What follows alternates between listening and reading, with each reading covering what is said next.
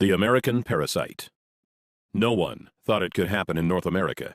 A parasite that uses your body as its personal feeding ground, taking over first your stomach, then your entire GI tract, forcing you to crave the foods it wants, while slowly destroying your body from the inside out. Governments are finally admitting that this is real. Measures have been proposed in New York and the country of Mexico to try and stop it. But by the time you watch this, it may already be too late. My name is Craig Capetta. I'm the Director of Science and Nutrition at Whole Body Research International, and have spent the last 24 months working with my team of doctors and scientists to figure out a way to stop this parasite that is already estimated to be infecting 250 million Americans. Perhaps the scariest thing is that its symptoms come on slowly. You may never even realize your fatigue, weight gain, or lack of sleep is the result of this bad bug, until it finally takes over and forces you to seek medical attention. In the next few minutes, I'm going to show you a simple test you can do to find out whether or not you've been infected, and if so, how to get rid of it before it causes potentially irreversible damage. I'm also going to expose the major government screw-up that allowed this to happen, and how they are now scrambling to fix it. Warning, the information I'm about to share with you is controversial because this parasite comes from the most unlikely place, your food supply. In the next few minutes, I'm going to expose the manipulative practices of several very large corporations, companies like General Mills, Nestle, and Coca-Cola, that they prayed the public would never discover. It's a tangled web of bribery that makes your average politician look like a saint, and they are currently spending tens of millions of dollars in false advertising to try to cover up what they have done. But it's about time someone pulled back the curtain. That's why I've spent a considerable amount of time and my own money over the last few months creating this video that they do not want you to see. So if you're serious about the health of your family, turn off your cell phone, take a seat, and make sure you watch every word of this presentation. What you are about to see and hear may shock you, but it may also save your life. Let's get started. The year was 1950. The death rate by heart disease in America had jumped to an astonishing 30%. Only far back as the 1900s, it was 10%. In just 50 years, deadly heart attacks had increased by a factor of 3 times. People were dropping dead at an alarming rate, and no one could figure out why. Then, on September 24, 1955, America's own president, Dwight D. Eisenhower, suffered a heart attack, sending the entire nation into a panic. The crisis was now real. On Monday, September 26th, the Dow Jones plunged 6.5%. The total paper loss of the day was $14 billion, the largest ever, including that of the Great Depression. President Eisenhower would not walk again until October 25th, and would not return to the White House until November 11th, nearly 6 weeks later. By this time, the fear of heart attacks was on everyone's mind. Enter government researcher Ansel Keys. Mr. Keys was a Harvard-educated scientist who had helped design rations for the U.S. Army during World War II. Mr. Keys set out to discover why Americans had the highest rate of heart attacks out of any of the first world countries. In what would later become known as the 7-country study, Mr. Keys discovered that Mediterranean nations had the lowest heart attack rates in the world. Their diet also contained the lowest amount of fat. He concluded the American high-fat diet was to blame for our heart attack problem. Correct or not, finally, the public had an answer. In 1956, representatives of the American Heart Association appeared on television to inform the public that a diet which included fats, such as butter and lard, and fatty foods, such as eggs and beef, would directly lead to deadly coronary heart disease. The government's own health officials began recommending people adopt a low-fat diet to protect themselves and their families. Brochures on how to eat low-fat were passed out in schools. No one wanted to suffer the same fate as the president, or worse, drop dead. Most were fine with Mr. Keys' reasoning. He became a celebrated hero and was even put on the cover of Time magazine, though he himself would many years later change his own opinion on the matter.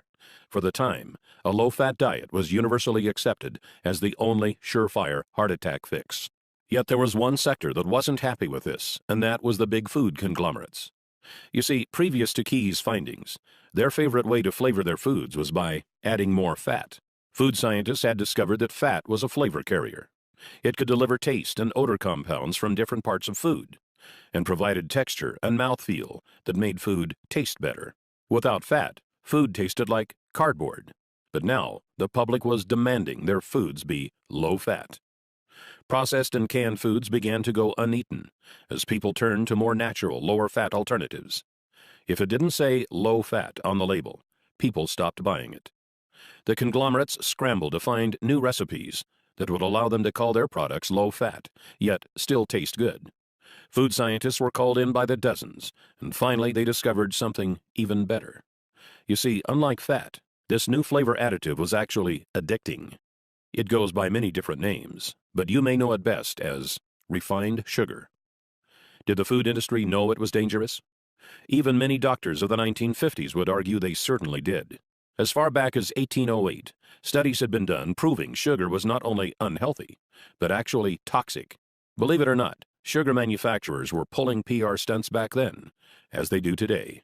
In 1808, the Committee of West India, a large sugar conglomerate of the time, appeared before the British House of Commons to offer a prize of 25 guineas, about $1,000 in today's coin, to anyone who could show an experiment that proved sugar was good for feeding and fattening cows, hogs, and sheep. Food for animals has always been expensive. Sugar was extremely cheap, so many farmers took on the challenge, hoping for good results. The 25 guineas would be just a bonus to the new, cheaper food supply. But as you may have guessed, the attempts were a disaster. Many resulted in the death of livestock. One member of Parliament, John Kirwan, took on the challenge himself, trying to feed sugar and molasses to his calves. After the experiment of this well-known, highly ranked politician failed, the Committee of West India gave up.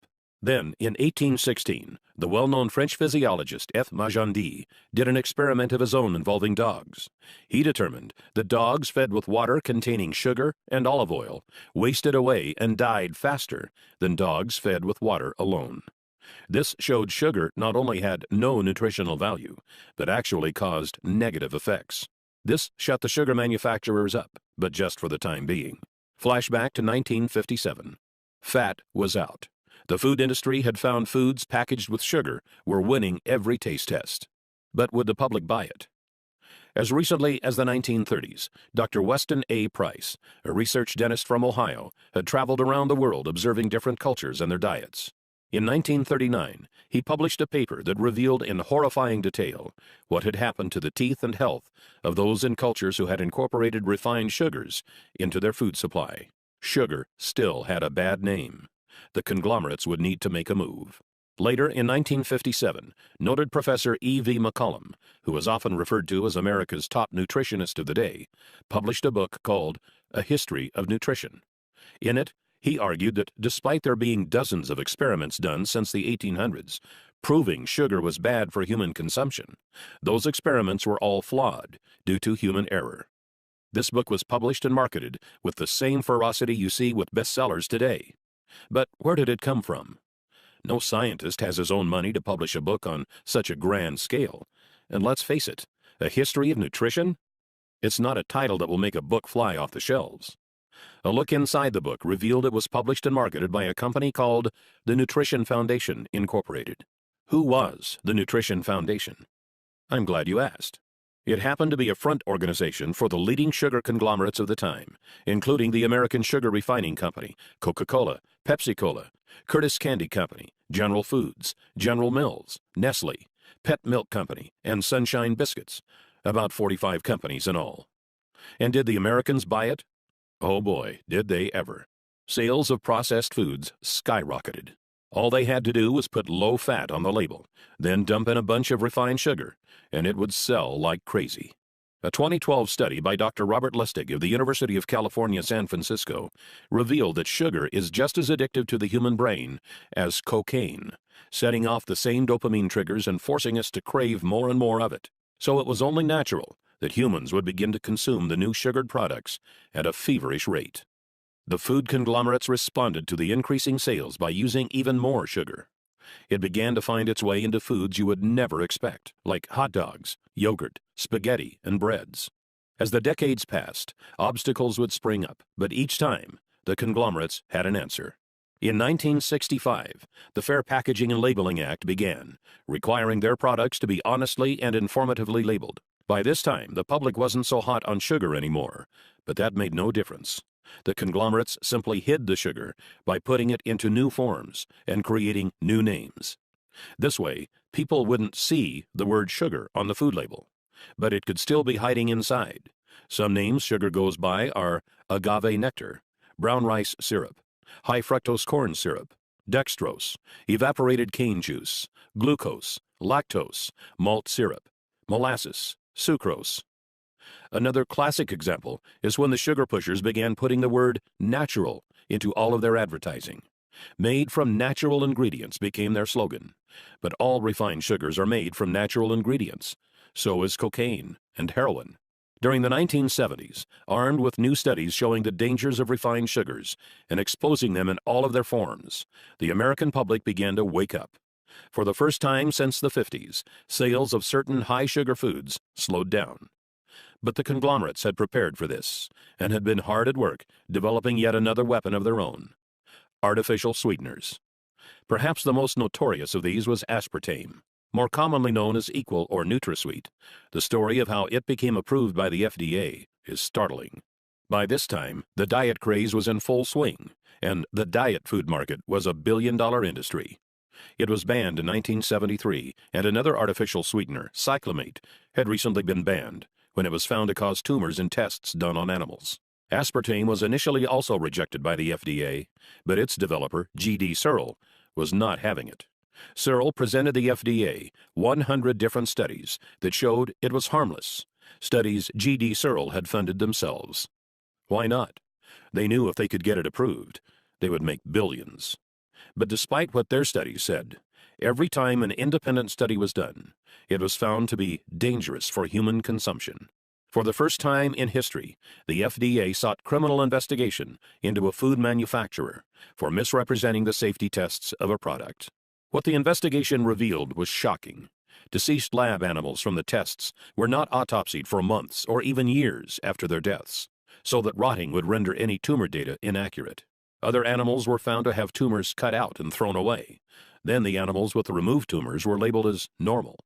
Obvious tumors were labeled as normal swelling. The FDA easily ruled that aspartame would not receive final approval. But what would follow was a set of dirty political tricks that must have made Abraham Lincoln roll over in his grave. G.D. Searle first arranged to actually hire the U.S. attorney who was leading the investigation. Samuel Skinner first resigned from the U.S. Attorney's Office, stalling the investigation, then went to work for Searle. Later that year, Donald Rumsfeld was hired on as CEO of Searle. Yes, the same Donald Rumsfeld that was Secretary of Defense during the Bush administration. He appointed several political buddies to top management positions and proclaimed he would get aspartame approved within 1 year. At the time, Reagan had just been elected, and Rumsfeld was part of Ronald Reagan's transition team, who was in charge of choosing a new FDA commissioner. They appointed a man named Arthur Hall Hayes, Jr. One of Arthur Hayes' first acts as FDA commissioner was to appoint a 5-person panel to review the final decision to reject aspartame. 3 of the 5 panel members still voted not to approve it, citing the animal tumors as a big concern. So what did Hayes do? Simple. He appointed a 6th member to tie the vote at 3-3. Then Hayes, a man who knew nothing of food additives, decided he as a commissioner should get a vote also. He then cast the deciding vote himself, in favor of approval.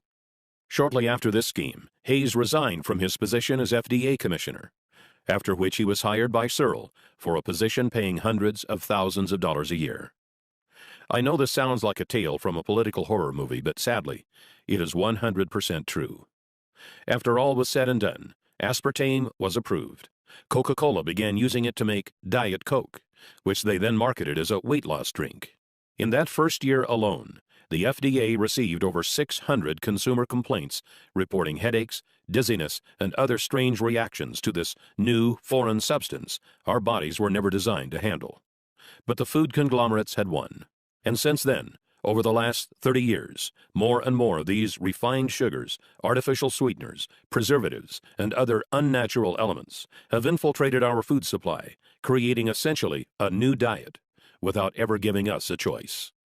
The year now is 2013. Governments have finally wised up and are now backtracking, trying to clean up this mess. In March of 2013, New York Mayor Michael Bloomberg fought to lower sugar and sweetener consumption in his city by banning regular and diet sodas over 16 ounces.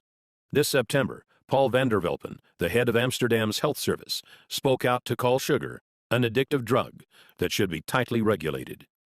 And just last month, the country of Mexico made motions to put large taxes on sodas, just like the American government did with cigarettes. But like cigarettes, these dangerous additives have now become what feels like a permanent part of our society. So, what is the result of all this? What do these unnatural things actually do once we put them in bodies? Why did the dogs in F. Magendie's study die faster when sugar was added to their diets? Why are more people getting sick than ever before? Why are more people suffering from obesity than ever before? And why is cancer predicted to soar by 50% by the year 2020? The answer may frighten you, as it did me. Doctors are now saying it could be the widest spread health hazard to hit North America since cigarettes, polio, HIV, or hepatitis. In our lifetimes, this one thing will affect more Americans than all four of these combined. In 2005, molecular biologists at Rice University estimated it was already affecting 70% of the American population. What is it? It's the consequence of the unnatural elements we've been exposed to, and the deep, dark secret the food conglomerates are right now, as we speak, spending millions of dollars to try and sweep under the rug. They have some help from the killer itself, because this disease takes over your body from the inside. Most never even know it is there, until it's too late. Its name is Candida, otherwise known as the American parasite. Candida is a type of fungi, a single-celled member of the yeast family. Where did it come from? Was it carried over on a boat from Africa? Or did it come from livestock? Actually, no. Candida is a natural resident of your digestive tract, along with 25 trillion other bacteria, some good and some bad.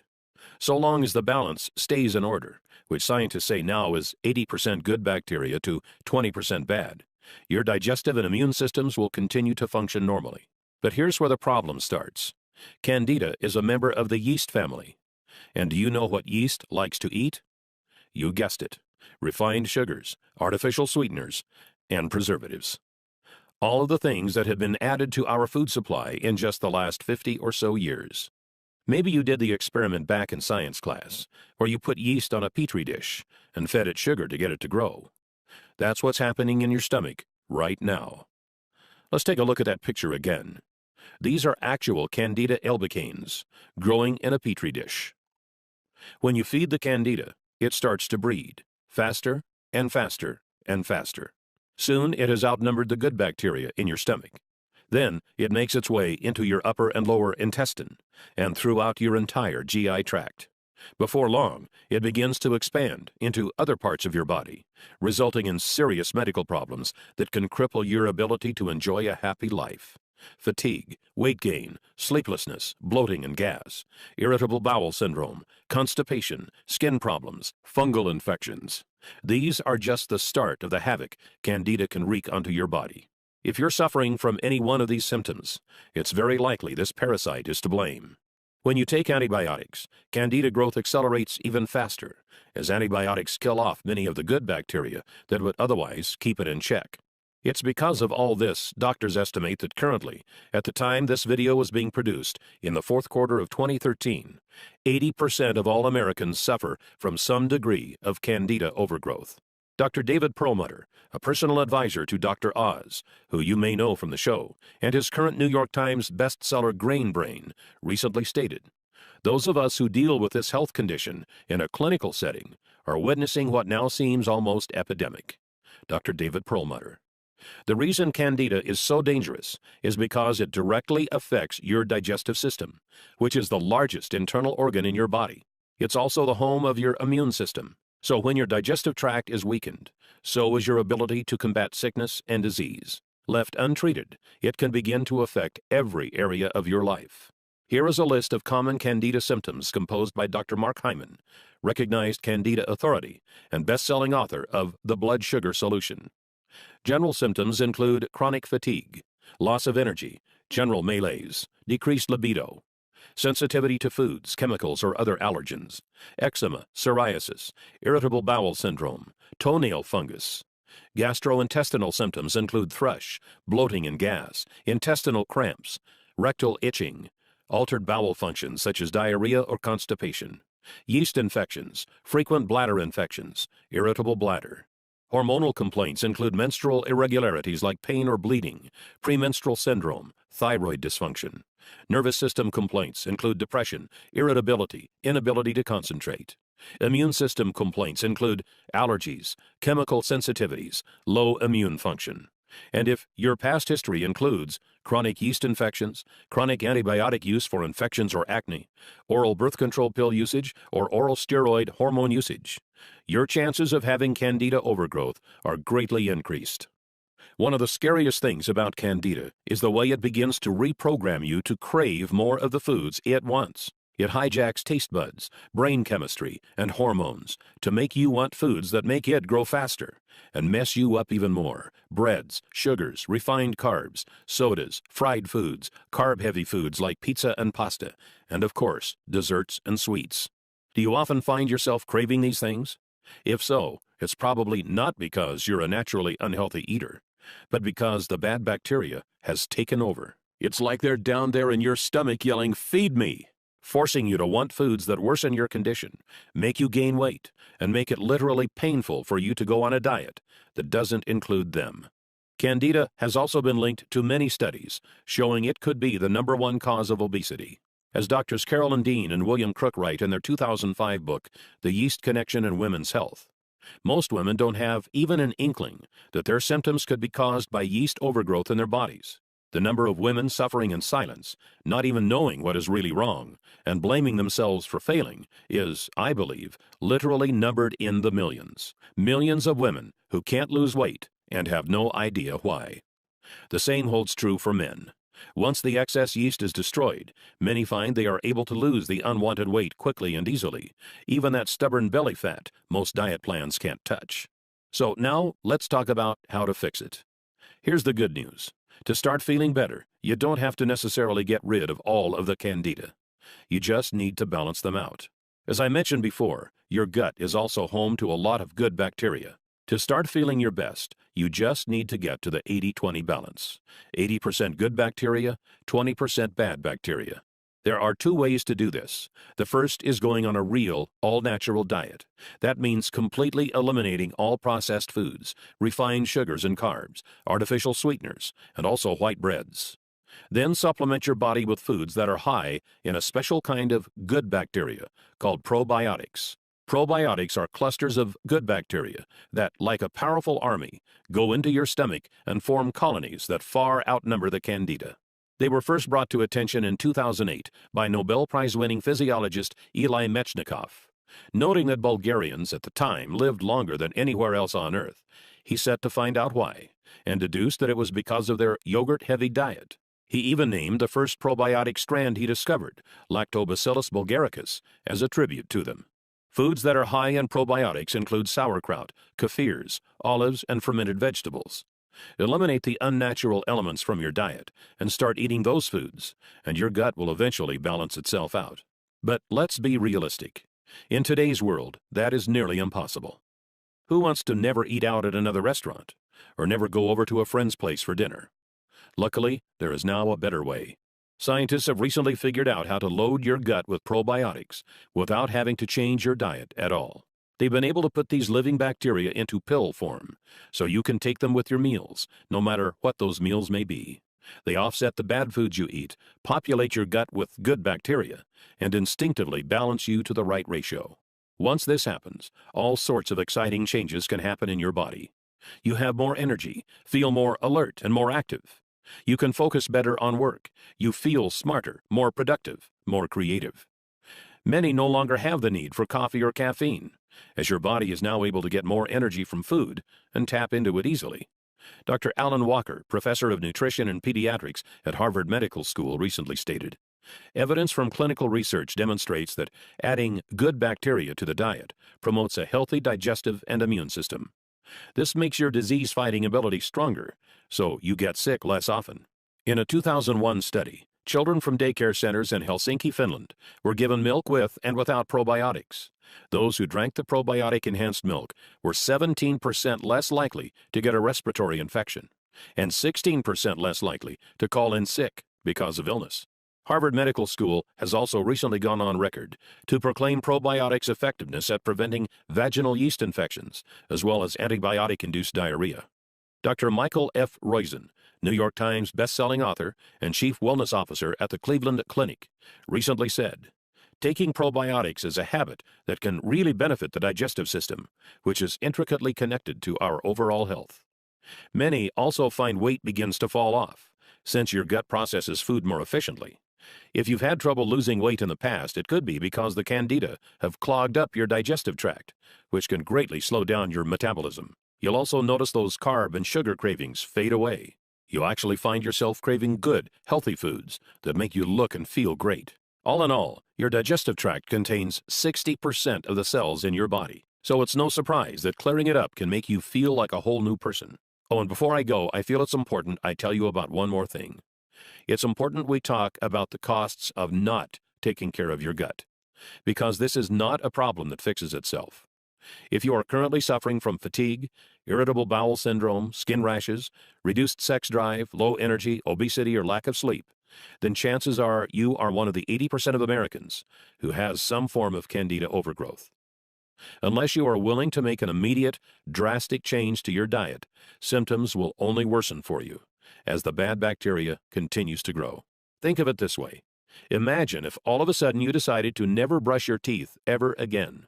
The plaque buildup that would form is not unlike what goes on in your gut when it's untreated.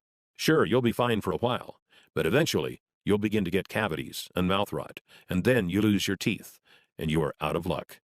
It's very likely the exact same thing is going on in your gut right now. The food that causes bad bacteria to grow on your teeth is the same food that goes into your stomach right after. So it only makes sense that it would cause bacteria growth there also. But in your gut, the consequences are much more severe. While your mouth and teeth are certainly important, they are just a small part of your body. Your digestive tract is your core. It actually contains 10 times as many cells as the entire rest of your body. Untreated, it could begin to affect your health in ways I'd never wish upon anyone. Bad breath, constipation, acid reflux, indigestion, fatigue, lack of sleep, skin problems. These are just the early symptoms. The scariest part is that with 70% of your immune system in your digestive tract, if it can't function properly, you become susceptible to not just getting sick, but to some very nasty diseases like ulcerative colitis, lupus, multiple sclerosis, and arthritis. And those can't be cured by balancing your gut. That's why it's critical you get this handled now, before it's too late. Fortunately, there's an easy way to fight back against the bad bacteria. Simply take 1 capsule of probiotics daily, preferably with a meal. Within just a few days, you'll feel exciting changes in your body. You'll find yourself sleeping better and waking more rested, but with new, exciting energy. You are ready to take on the world. You are no longer tired after meals and no longer find yourself craving bad foods. But when you do cheat once in a while with pizza or ice cream, you still feel great knowing it's not going to go straight to your hips. Don't be surprised if your bathroom habits become more regular. Since you are no longer a slave to your gut, multiple trips to the toilet are a thing of the past. Weight may also begin to fall off, as your body is now a food-burning machine, no longer a fat and sugar storage hub. You'll probably also discover you no longer find yourself needing caffeine, carbs, or sugar. Many claim their sex drive goes up as your body feels younger, sexier, and more vibrant. Your skin may even appear younger and firmer, as your body is better able to bring the nutrients from your food into your skin, replenishing your cells and giving you a healthy, youthful shine. And then, I can't tell you exactly when it will happen. It may be in a few days, or it could take a few weeks, but it certainly will happen. It's something I call the magic moment. The magic moment is when you wake up one day and realize that something is different. Your senses feel more powerful. You are more alert, centered, and on point.